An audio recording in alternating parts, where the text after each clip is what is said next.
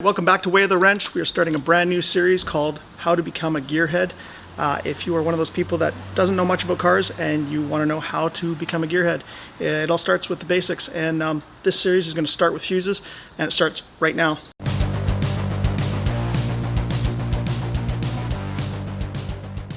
Today we're going to learn everything that we possibly can about fuses, all the basics, so that we can go forward and learn a little bit more about some cars today and use that knowledge going forward.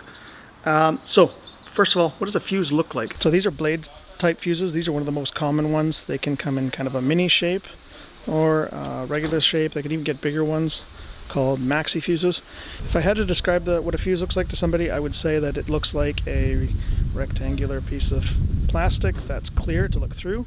It can be different colors, and there's going to be a metal pathway that goes through this, and usually there's two terminals that stick out. And on the top you may see a number. We'll talk about that number in a second. So that's what I would say a fuse looks like. But these are the blade type style fuses. This one's the cartridge style or PALS type fuses.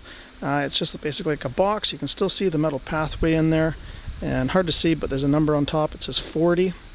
Oh, there you go, see 40. And instead of having the male terminals coming off the end, it's got female ends, so the fuse panel must have males for this to go onto.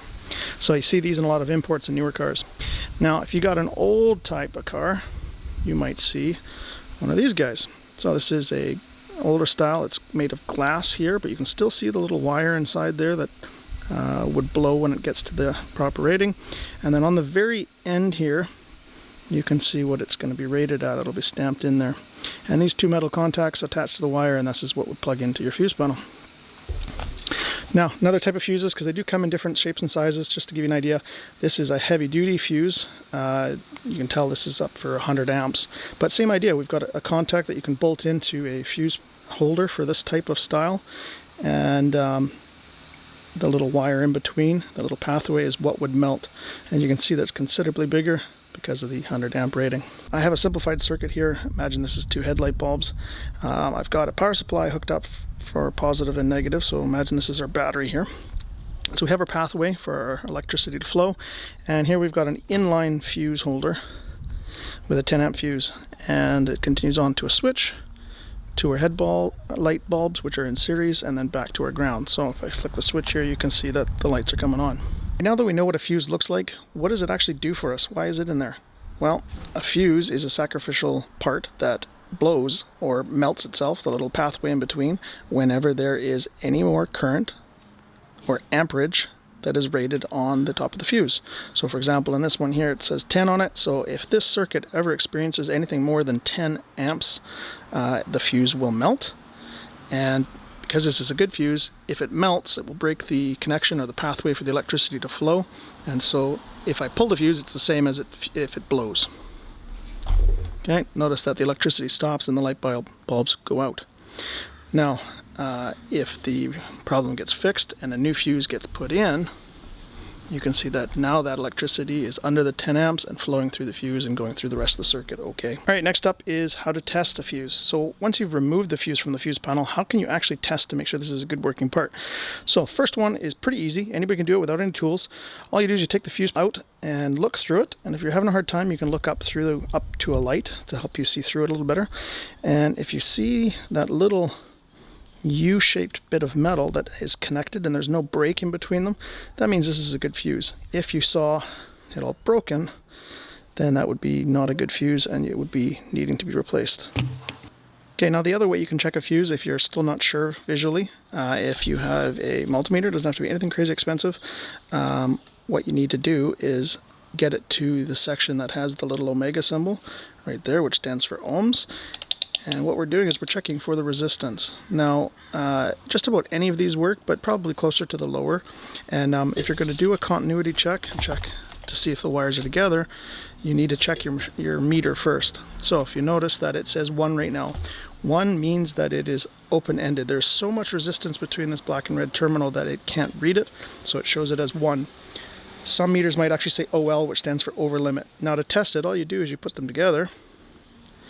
And notice that the number should go 0 or very close to 0 depending on what rating you're on. Okay, so as long as this is open, there's a break in the circuit, or together and the number goes down to almost 0, that's good. That means this will be able to do our check for us. So there's a couple ways of doing this. Once you've got your meter figured out, put one end, doesn't matter which one on either, on one terminal and one on the other. And then if you look at your reading over there, it's gone close to 0, so that tells me that the resistance in between here is very, very low, so that wire is in contact. Now, there is actually a spot up on top that you can check. These little shiny metal contacts, you can do the same check on top.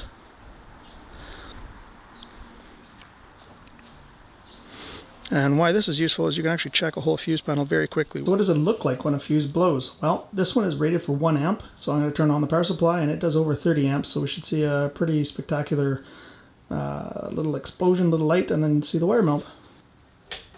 You can see that it melted right away.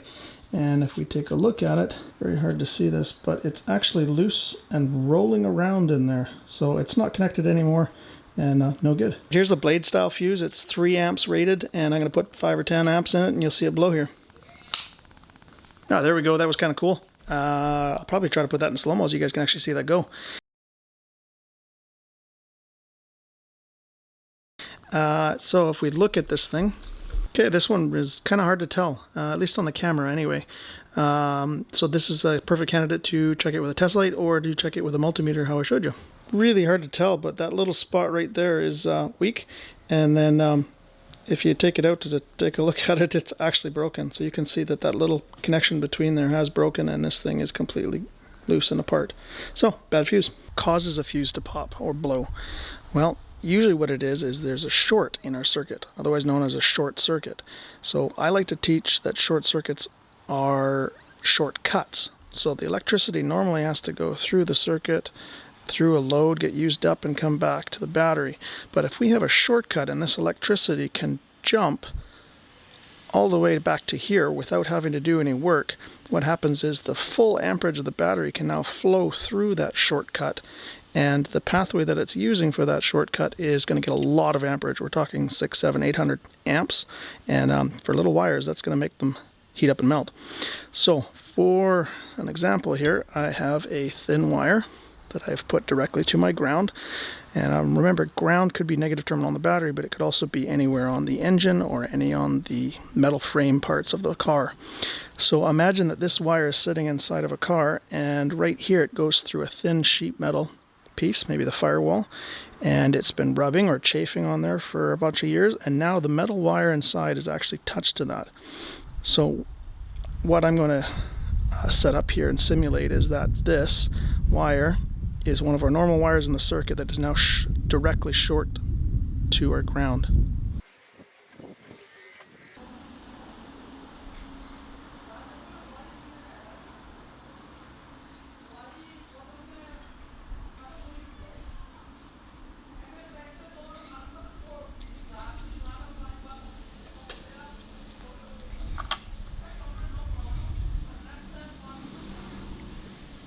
So I've turned the power off just to be safe now, but you can see if this was one of your wires coming up into your car, going under your seat, this is going to quickly turn into a hot filament like a light bulb and basically start a fire inside your car. However, if you've got a fuse in line, that fuse is designed to blow and pop before any of these wires happen. You can see that wire is just toast. If I'd left it a little bit longer, it would have just melted and turned into a big red glowing goop of plastic mess. So pretty nasty stuff. Now, they do actually have, on some older cars especially, something called a fusible link. So sometimes there are circuits in our car that experience short bursts of too much electricity, too much current going to a motor, such as like an alternator or a starter. But once they're running, they're totally fine. It's that initial start of it that is too much. And if we used a regular fuse to protect the circuit, it would blow fuses all the time. So sometimes they use a wire called a fusible link, so that it can heat up a little bit for that short burst of amperage, but if it experiences it constantly because something is actually wrong with the circuit, then it actually does the same thing. It will melt on you, and once it melts and pops the wire, you lose your circuit, and so that protects your car. But I'm finding on more newer cars we don't see them anymore. Alright, so most cars are going to have a hood latch. This is mine here. Sometimes they're up in this kick panel here, and this is what we use to open the hood on our car. Now, just a thing to note since we're here already, this kick panel is also usually a spot where there can be fuses. Sometimes they're up underneath the dash here, underneath the steering wheel, and they can also be in little panels that come off like this, something like this, but in this case that's a little cupboard storage place. They can also be in glove boxes. They can also be under the dash on the passenger side. They can be in the trunk. They can literally be anywhere. I've seen them underneath the back seat for fuel pumps and stuff like that. So they can be just about anywhere. Look at your owner's manual. Owner's manual. In my owner's manual, I've got an index at the back. Helps me find things quick. So there's fuses on page 257. All right, here's my page for fuses and literally checking and replacing fuses. So if you have any electrical components do not operate, a fuse may have blown. So this tells you where your fuse panel is located. It also says there is one under that instrument panel where I showed you. Open the auxiliary box and that box comes out, and what do you know, there's fuses behind it. So we can look at that. Shows you the fuse panel that we were looking at under the hood.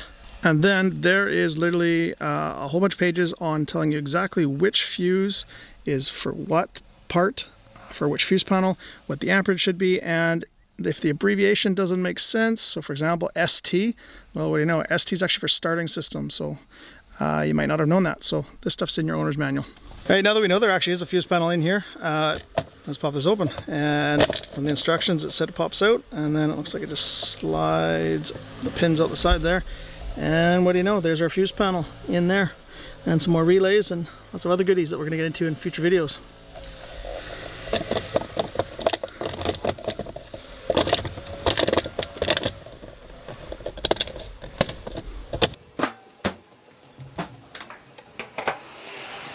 Alright, so every car is going to be a little different, but there's always probably going to be a fuse panel in the engine bay itself. So go inside, pop the hood, and once you got the hood open, start looking for a black plastic cover of some sorts, and there's usually going to be a little latch to be able to undo it. So this one here looks like what I'm talking about. So here's the latch, and it hinges off the back there, and what do you know, there's all my fuses.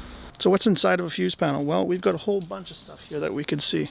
So you can see that we've got a whole bunch of our mini blade style fuses here. We've also got some of those cartridge PAL type fuses here as well. And we've got these kind of different colored plastic boxes of mystery, which we're not going to get into. That'll be a next video, but these are relays for your own reference for later. What else do we find inside these fuse panels? Well, a really important thing is we actually have a diagram that they print off either on the inside or the top side of the cover, so that you can figure out which of these fuses is for what circuit. So if you're not sure, all you do is you figure out on the diagram where this has to be turned. So for me, it has to be exactly like that. And then I can basically go through these different spots that they've printed off and figure out which one I need. Now, it's not going to say exactly what you need, but so you have to figure it out a little bit. So if you see HTR, that's going to be for a heater. EFI, that would be for an electronic fuel injection, etc. And if you aren't sure exactly what those are, you can actually look up in your owner's manual, which should be in your glove box. Look for the fuse section, and it should print off in more detail what is which fuse. Now, if you note, it also tells you what the correct amperage of fuse should be there. So if you're having some issues and you just bought this car, you might want to double check that you got the right fuse before you start trying to figure out what's going on. Now, what else do we have in our fuse panel? Other things we have in our fuse panel are we have this little plastic thing here. So this here is a fuse removing tool. Handy little thing, because sometimes these are really, really tightly packed and hard to get into.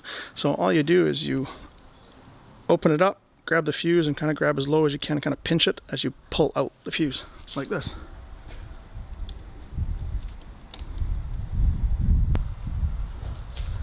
Put in a fuse, you just line it up and push down on it, make sure it's seated properly. And not a bad idea to always return this back so that you don't lose. You got it for next time. Now, a couple other things you'll find in a fuse panel is,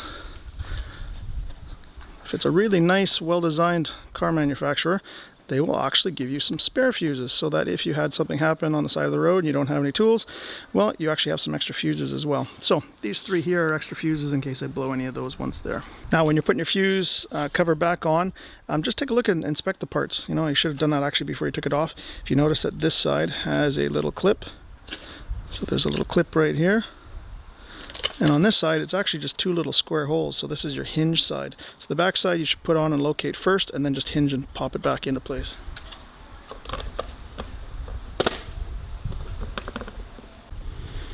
Alright, the cool thing about having these blade style fuses is that we can actually check the fuses when they're inside a fuse panel, and we can check a whole fuse panel really quickly. So remember, if I touch the fuse is good, my meter's going to go to 0. If it stays up at 1, then that means that fuse is no good. Good. Good. Good. Good. Etc., all the way through your fuse panel. This is just a different type of meter here. Quite cheap, it's like 15-20 bucks from Lordco. This one has a beep function, so not only am I going to be able to see the resistance, but I will also hear a beep whenever there's connectivity. So and notice that it's going close to 0. If it doesn't go quite to 0, what you're doing is you're checking the resistance between these red and black wires, or the leads going back. So notice this one does not have a 1 like the other multimeter. It says OL. That stands for over the limit. It can't measure it, so it's infinite resistance. So that's what's saying OL. So I can check a whole bunch of fuses without even having to look at the meter. Just have to listen to that beep. So this is quite useful when you have your head up underneath a dash in an awkward spot. Another thing you can do to check a fuse too, if you have one of these test lights, really quite cheap, $5, your local tool store. It's got a ground clamp. This is going to attach to your ground or your negative terminal on your side of your battery. And then the way this is set up is anything that I touch with this that has positive 12 volts power to it will make a little light bulb in here start. So these fuses have 12 volt power going to one side of the fuse, and then if the fuse is good, it actually goes through to the other side. So those little metal bumps on the top, you can actually check by putting it right on the top there, and if you see the light turn on, you've got power to one side of the fuse, but you have to check the other side, and as long as both sides have a light, then that means that fuse is good too. So this is yet another thing if you want to do it that way as well. All right, now that we know a little bit about fuses, this should be your go-to when you are doing any kind of diagnostic stuff to figure out why something electrical on your car is not working. Your radio stops working, all your headlights stop working, your tail lights, every single one of them are not working. Very first thing you should be checking is your fuse panel. Check the fuses. Why? Because it's quick, it's easy, and it's cheap. Those fuses are like 10 cents each, and that could be your problem and your only problem. I highly recommend that you do actually just do a quick once over, make sure there's nothing wrong with that circuit, you know, like you don't have a tail light hanging out because you just got hit by somebody, or etc.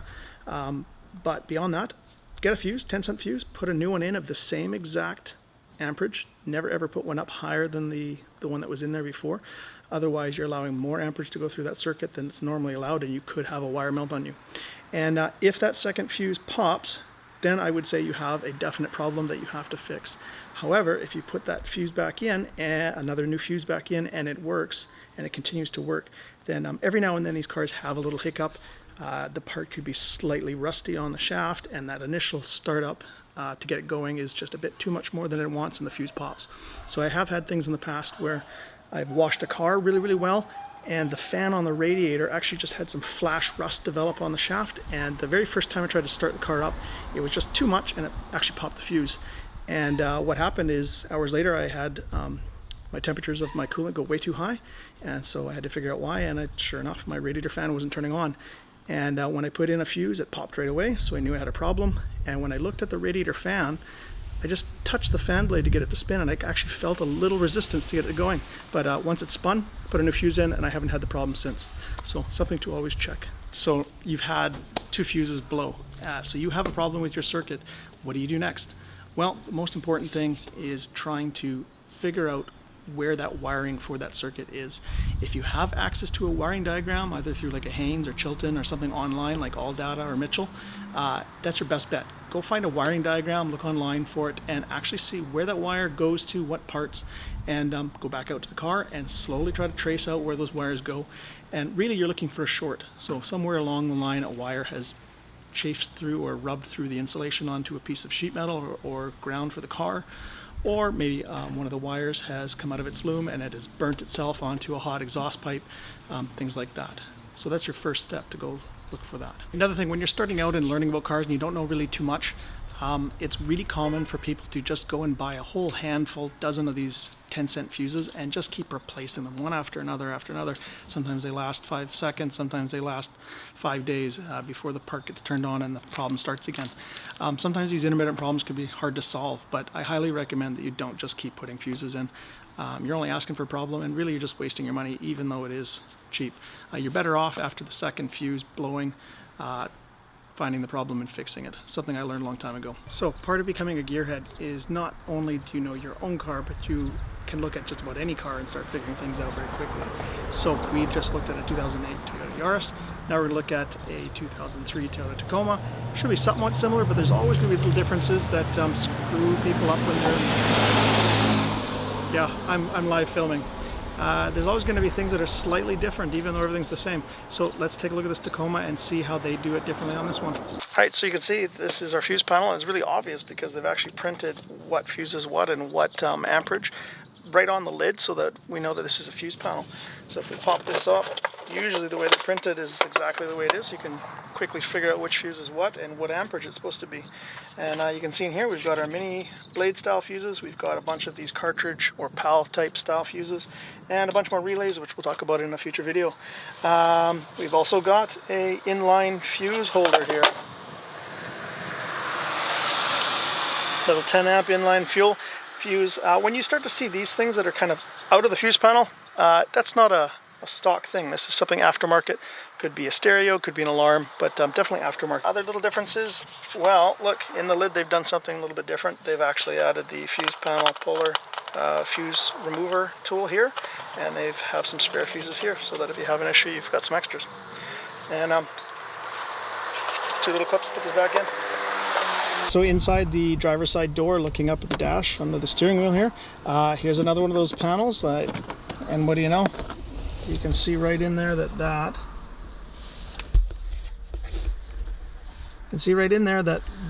is the rest of our fuses. And if there was more fuse panels that we needed to find something that we couldn't find on these two, we'd look at our owner's manual, which is in the glove box. And just for future reference, there is our pop the hood lever. Alright, that is a wrap on our very first episode of How to Become a Gearhead on fuses. Hopefully you found the information useful.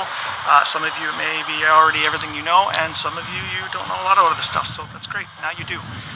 What's important is that you go forward and start using this theory towards your cars and your friends' cars, and becoming a little bit more experienced and knowledgeable, and that's when you start feeling confident and, hey, becoming a gearhead, which is what this series is all about. So if you have any questions about fuses, or if you have any ideas for future content, please put it down below, and I'll get back to you as soon as possible, and possibly make videos on your suggestions. Please, if you found something interesting today, please subscribe, and till next time, take it easy in COVID-19 coronavirus land out there. Scary stuff. Okay, see ya.